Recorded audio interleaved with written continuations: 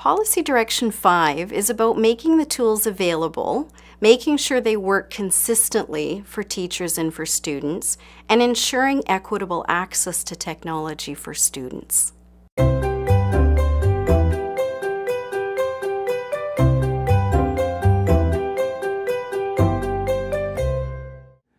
Our district approaches equitable access to digital tools in a couple of ways.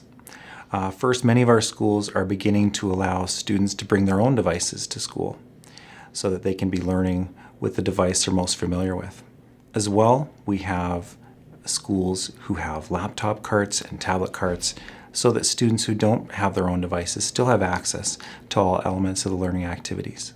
We have maybe one or two communities where we don't have, for example, 3G access, etc. But at all of our schools across the division, we've made sure that you have reliable high-speed networks. We've got ubiquitous wireless access in each of our schools. And if nowhere else in the community has access and provides that entry point into the ability to use technology or access digital information or use wireless devices, it's our schools that do.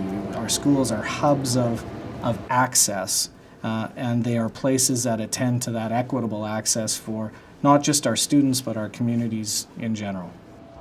The kid that goes to Alex, the K-12 school that we run out in that particular rural situation, they have every right to expect the same level of access to digital tools, a reliable network, robust infrastructure as the kids here at Ponoka Secondary Campus do.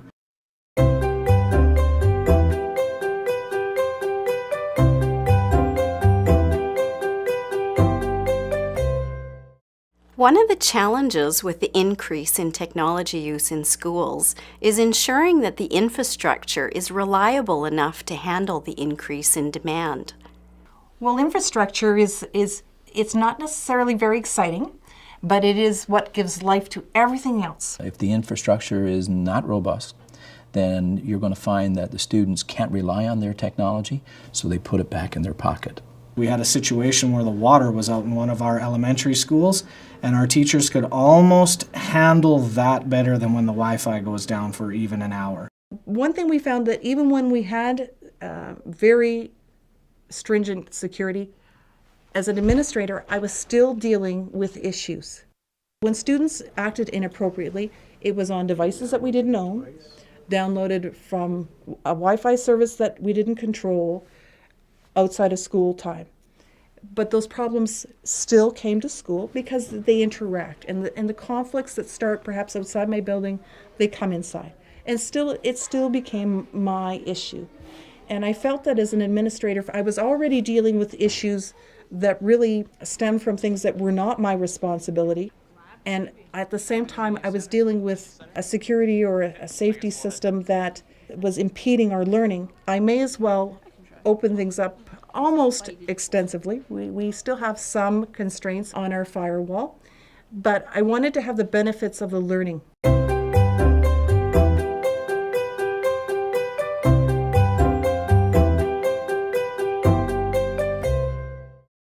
Tech support is really important, and the role of the IT professional is changing.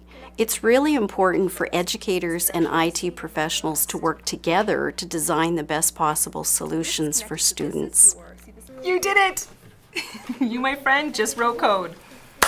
Yes! Our informational technology people are on speed dial, and it's not we'll get to you when we get to you. They know that teachers up in front of the class, that's the most important thing, because they have 20 students that they want to engage and they want to help learn, and our IT people get that.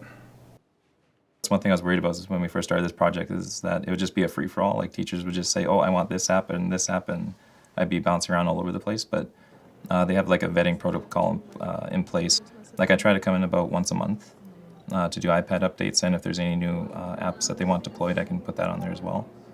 We take an approach where our technical services team is involved with learners, with education staff on all changes in technology and education. So we'll put them as part of a focus group or a design process where input from educators and technical staff are heard around the same table. So what the technology actually allows us to do is to put students more in control of what they're doing in terms of the curricular outcomes. One of the things that I've noticed is we're a team here, so it's not about the setting up rules and regulations, it's about what can we do to make the technology work for the teachers who are ultimately doing their best to make the technology effective for the students. So at the end of the day, it's about the students. So we can connect the Hudson's Bay Company to Lord Selkirk. Yeah. It said that it was located in present-day Manitoba. So we can connect Manitoba to that. Where's Manitoba? There we go. But then it says that there was already a Métis community living there when they Okay, came. and those are called the Red River Métis. Yeah.